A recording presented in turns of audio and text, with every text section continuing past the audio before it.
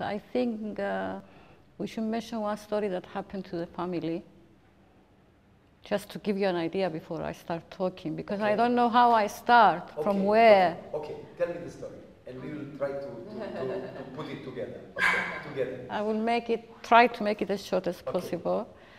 I got married at 22, and I got married to a Syrian guy from Syria. He was Muslim, I was Christian, I'm from here, I'm Cypriot. Anyway, we got married, we fell in love. I moved to Syria with him. There I brought Sylvia, my first daughter, Rania. My two daughters were born in Syria. And after 5 years living in Syria, and I learned Arabic, this is important because it comes with the story later. We moved back to Cyprus together, me and him. And there I had my son. So I ended up with 3 kids, married to a Syrian guy, living in Cyprus. Unfortunately, he wasn't happy in Cyprus, and one day he decided to move to America. The story is not about who he is, what the mistakes he did. It's a different thing, but just to get the idea, the guy left, he went to America, he got divorced from me, he got married to America for his own reasons. So I was left in Cyprus alone with 3 kids. I mean, the oldest was 9, 6, and 3. With 3 kids under 9. And he left me a lot of debt. I mean, over those days in '86, over 30,000 pounds, which was a fortune because he made a restaurant here, he was borrowing money, he put debts on my back in the bank, so the banks were after me. And so sadly, I was left with 3 kids. I didn't have a house to live. I couldn't afford it. I didn't have a job, nothing. So I ended up living in a garage. Basement, yes. But it was a garage, so we moved our furniture there, and my 3 kids. There was not even a bathroom there. We had to boil water and wash the kids. That's the best thing a friend could do for me. I mean, those days are not like now. It's more easy now to have somebody to help you. I didn't have any family next to me or anything. So when I found myself that with 3 kids I couldn't work, I couldn't provide for them. Because in Syria I had a very good relationship with his parents and brothers and sisters who are 11. It came in my mind that the best thing to do was to take my children to Syria for the summer so I can find a job, rent a small apartment, so I can bring back my kids and start a new life. I trusted people. That was my big mistake. I trusted people. So I took the 3 of them to Syria, but because Marius, my son, was an infant, I didn't want to leave him there. So my mother-in-law said, okay, take your son with you. We leave the daughters here and go and fix yourself. And when you are ready, you come and take them. It was perfect for me. So I came back. That was in '86. I came back. I found a job. God helped me to find a good job. I found a small apartment. I worked hard for 2-3 months. I fixed everything, and I was ready to go and bring my kids back. So I called my mother-in-law and I said, I'm coming to take the kids. She said, no, don't bother. Send the passport, and one of the uncles of my husband's brothers will come and bring them to you to Cyprus, so you don't leave your job.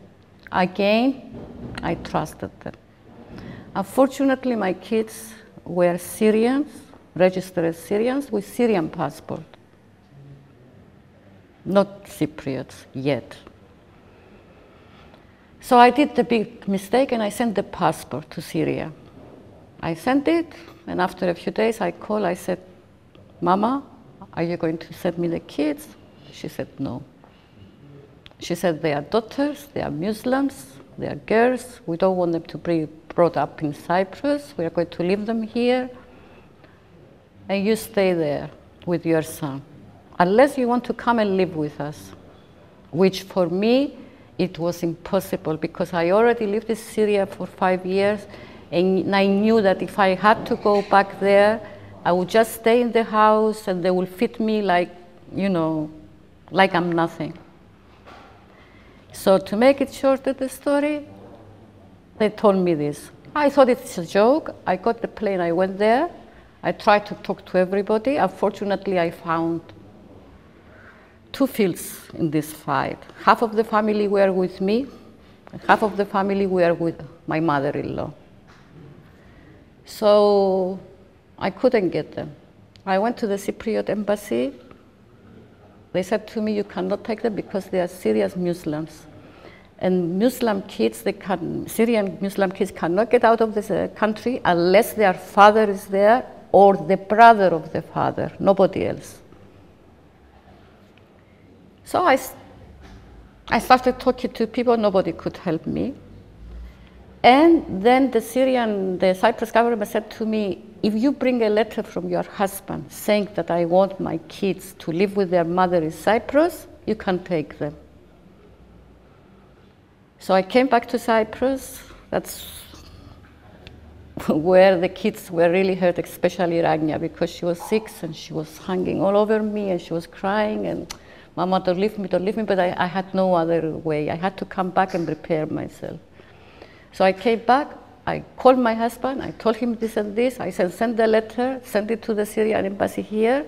And the Syrian embassy in Cyprus will give me the authorization to go and bring my kids. He said, no.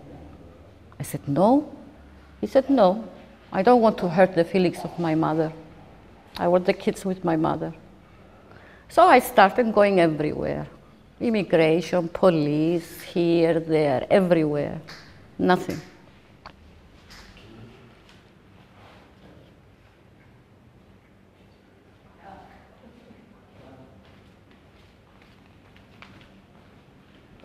Unfortunately, we couldn't find a way.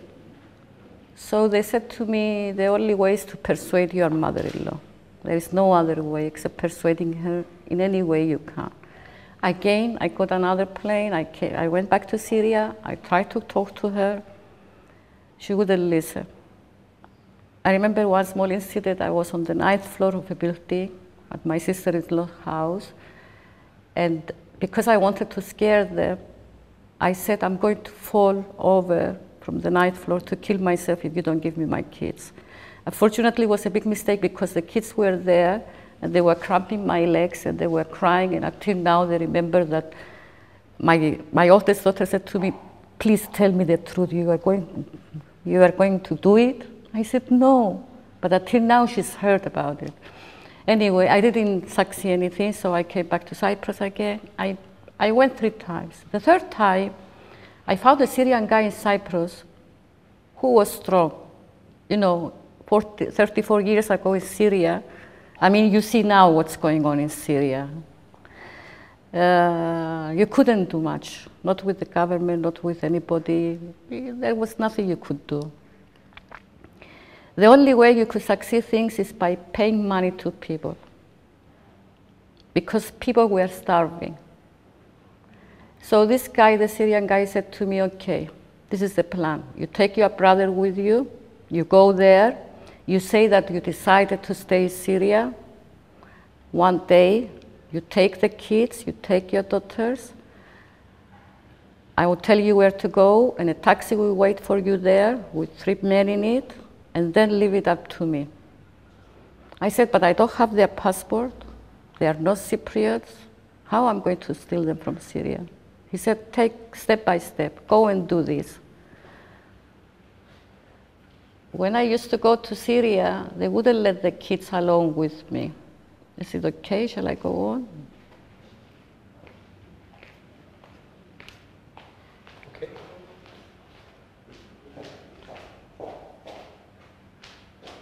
Yeah. So they wouldn't let the kids alone with me. It was impossible, but that's why I took my brother as my cover. So I said that I have to go somewhere with my brother. They had the passport, so they didn't worry that taking the kids out. So we used to make meetings every evening, every night, with some Syrian guys in secret. And we made the plan, what to do. I said, I don't have any passport. How we are going to do it? I had in Syria, they have one small book where you write, it's on the name of the husband, and he writes the name of his first wife, second, third, fourth, he's entitled to 4, and the kids. That's the only document I had, nothing else. He said, we are going to use this. But they said to me, we are going to help you, but in case you got arrested, we are telling you from now, you are playing with your life. They will kill you. And the kids will stay in Syria forever. They explained to me that it was danger from my own life. If they got me, I was dead. I didn't think. That's when I came to the angel and I said, either I have my kids with me or I don't want my life. I went blind. I had to do it. I didn't want to think about fear. I didn't want to think about not succeeding, failing. I didn't want to think about anything. I didn't want to think about the future. The only thing, my target, my goal, all my thoughts were focused on the fact that soon I will be on the land of Cyprus with my kids. That's when you go totally blind for the love of my kids. So the day came. Unfortunately, my daughters, because they were young kids, they told their cousins. And it was God's will that those kids, they didn't talk, because if they talked, they would take me immediately. So I got up one morning. I started washing the clothes and everything to show that I don't have anything in mind. And I asked my sister-in-law to make a special food that I like in Syria to eat. I made, it was a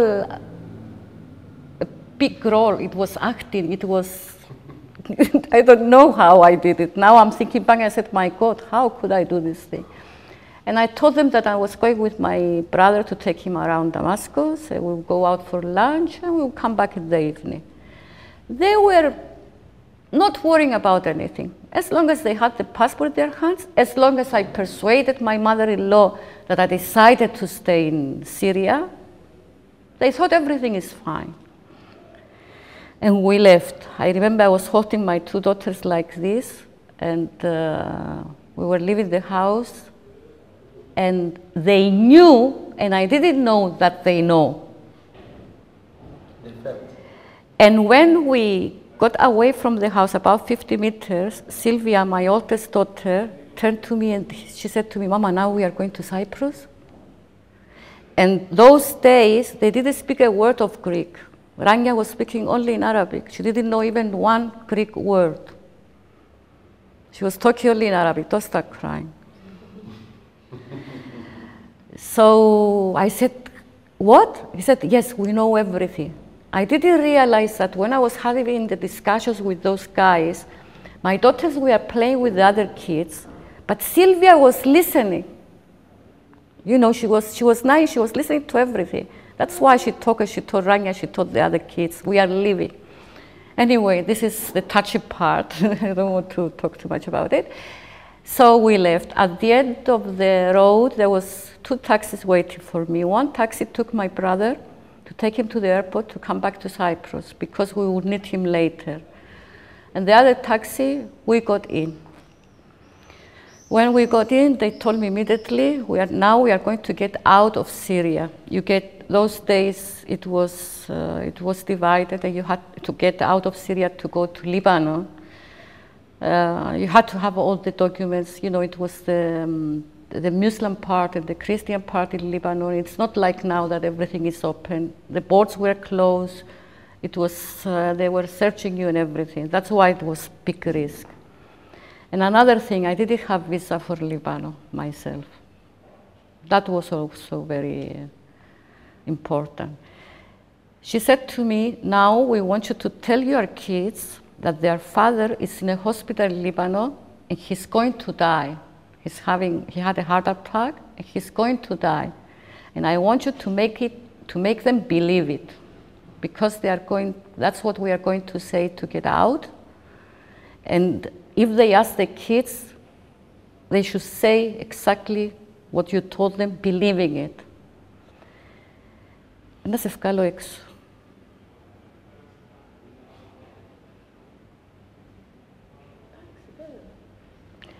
So when I told my two kids, because it was only 1 year their father left, and I didn't tell my kids who was their father, what he did, or he left us or anything.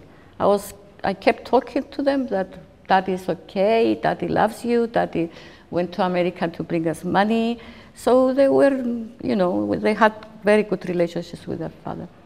So imagine now, 6 and 9, to tell them that your father is dying, and we have to go and see him before he dies. They started crying like she's crying right now. Baba, baba, baba. And you can imagine my heart, you're a mother, when you're a parent, to see your kids cry for nothing that doesn't exist. It's a lie. But I had to do it. So we arrived at the ports, and when the soldiers came to check who was in the taxi and everything, they told them this story.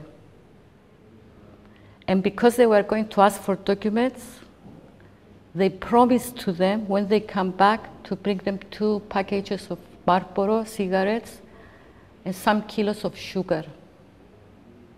Only for those items, for those small things, they said, okay. And they let us get out of Syria. So we escaped that difficult part. And we came to the next port, which was to enter into Lebanon. Then I had to be, they asked me, they told me not to speak any Arabic word, to make myself that I don't speak Arabic. To tell them the same lie, that my husband is having an operation. And to tell them that I lost the passport of the kids, and because their father is dying, I didn't have time to make another passport, but I have this document I told you before, this small book. And I said, I have it in my hand, it's what my husband gave to me. And when I see him in Lebanon, I will ask him to sign to issue passports for the kids. They had guns in the car. This is one thing that I didn't find out until we arrived. They were ready for anything. Because my friend in Cyprus, the Syrian guy, was paying them a lot of money. He was rich, this guy. And he decided to pay any amount just to let the kids come back with me. We arrived there, the kids still crying. We got out of the car, and we went to the officer there, and this guy talked to them in Arabic, and they said to them the story. And I heard them saying to each other, how are you sure that she's saying the truth? Maybe she's stealing the kids. So the officer, in very hard voice, said, take her and question her. That was when my heart started beating like crazy, because that was the moments that they could arrest me. That was the moment that the smallest mistake I made, it would come out the truth. And that was the end of me, my kids, of anything. So that was the moment I had to gather all the power in my heart, to think only my kids, the love of my kids, nothing else. To pass over my limits, to go to the end. You cannot imagine how you feel that moment. I'm trying not to cry. I mean, it's unbelievable. And they took me to one room, 1 by 1 meter, 3 guys in, soldiers, started talking to them in Arabic, and me trying to persuade myself that I don't speak Arabic, I don't speak Arabic, I don't understand a word. Don't react, don't say anything, and wait for their questions. And sometimes they say to each other, ask her this, and I was ready to answer because, you know, I speak very good Arabic. So I stood like this, and it reminded reminded me stories of people in the world when they questioned them, when they punished them, when this, and I said, where am I? What am I doing? Please, God, help me. Please, God, help me. So they started asking me these questions. Where is my husband? What happened? How many years I was married? How many kids I have? Where I'm living in Damascus? I had to say the addresses. I had to say about my mother-in-law. I had to say that my brothers-in-law were not free to come with me. All the lies, all together, lies that I, even my whole life, I couldn't say so many lies. And then the big question came. They said to each other, I'm sure she's stealing the kids. Ask her straight.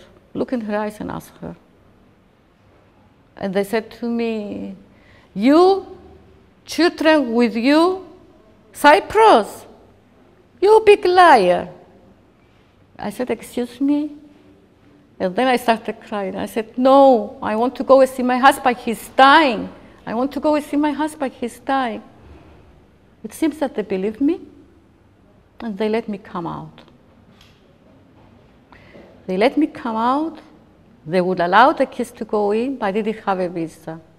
That was when we paid around $600 in '86.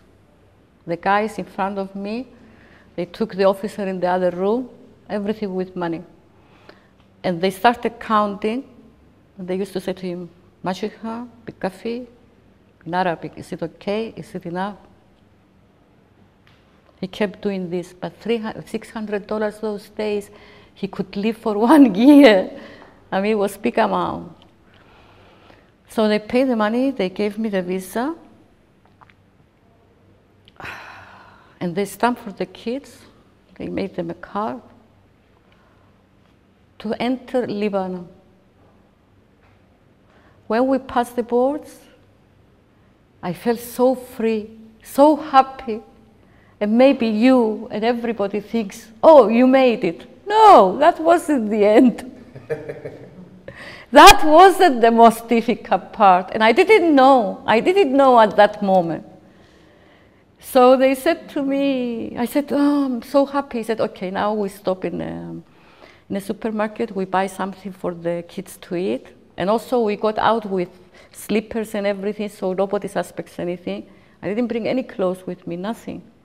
So we buy some clothes for the kids and everything. Relax, and now we tell you the rest of how it will go, the rest of the plan. I didn't know those days that you go into Lebanon, you go to the Muslim area, but to go to the Christian area, where the sunny boat, the vessel that used to come from Cyprus, it is at the port there. Also, there was a checkpoint there, which was the worst. That was the worst. So after we relaxed, they explained to me. They said to me, we brought you up to here. Don't be happy. You are still in Syria. You are still in Syria. This is the Muslim department. And any moment anybody finds out, you are back to Syria in prison. I said, why? I'm in Lebanon. I couldn't understand it. I was young, I couldn't understand. So they said to me, we leave you here. Good luck. Continue the story, what you are saying. And when you arrive in the Christian area, you want us to send a telex to Cyprus, to our friend in Cyprus, so we find out if you are okay. So this is last part. There was a very long road and a very big line with people, with their packs and everything, to pass the boards. Then I started shaking again. I don't know how religious you are, you people, but it was a miracle what happened. If it wasn't a miracle, I wouldn't do it. I arrived, it came my turn. I said to my kids not to open their mouth, to be patient. And I took my passport, the book, and the cards that they stamped for them. And there were two Syrian soldiers there, okay? They took the papers, And they looked at it and they said to me, "Where's your husband?" I said, "He's in the American embassy in Lebanon. He had an operation and I have to go and see him with the kids." He said, "When I'm Momo, where is their uncle?" I said, nobody was free to come with me. He said, "His father?" I said, "He's dead." He said, sorry, I speak. I said, "No, my dear, you cannot go anywhere." And the next soldier said to him, "Why?" He said, "Don't you see, it happens every day. She's stealing the kids. She's going to Cyprus with sunny boat." Immediately, he got it. You know what happened? He took the papers. He said to me, "Yalla, rija ila wara, go back." At that moment, the other two soldiers came to change turns. And this one said, "No, no, no, no, no, no. She leaves, and then we go." So his friend took the papers from his hand, and he said to me, "Yalla ya akhtifuti. Come on, get in." He said to him, "Yalla khalina," I'm speaking Arabic. He said, "Yalla, let us go home. Come on, get in." And he said, it's your responsibility." He said, "Yalla, let her go." And I went in. It was only a miracle, nothing else. The moment it was a wall, you remember the wall? And we had to go behind the wall. So I was walking like this. I didn't want to turn back. I was scared that anything might change any moment. When I turned the wall, behind the wall, that nobody could see me, I said to my kids, "Now we are going to Cyprus." There was a guy waiting for me there. He came immediately to me, one Cypriot girl with two kids. He said to me, "You're Maria?" I said, "Yes." He said, "Come with me." We got into the car. I wouldn't talk. I couldn't talk. I couldn't do anything. I just held my kids like this in my hands. He took us to his house. He wanted to introduce us to his wife. The next thing I remember, couldn't say hi or anything. The next thing I remember is my two daughters. They fell in my arms like this, and they started crying, both of them strongly. You remember this part? They were crying like, they felt it, that we went through a big, big nightmare. Of course, this is where I came to my limits, to the edge. After that, we had the problem that I couldn't get on the sunny boat because I didn't have a passport. So I started communicating with telex those days, with Cyprus. My brother went to the immigration wouldn't give him papers. I went to the Cyprus embassy in Lebanon to make me a sebase. They wouldn't issue it for me. They wanted authorization from Cyprus. So it took us 2 days until finally came telex directly from the Minister of Foreign Affairs. It came directly that she's Cypriot and the kids, they have the pink paper in Cyprus, so please issue for them sebase. We got into the boat, and the captain gave us his cabin, a small bed like this, single. I put my kids like this, and we slept until the morning when we arrived in Cyprus. Since that day, I didn't cry again for anything. I didn't cry for anything. I said nothing else is worth to cry. I didn't cry again for anything. And we had the most beautiful life. We were so happy. We were a big family, my 3 kids and me.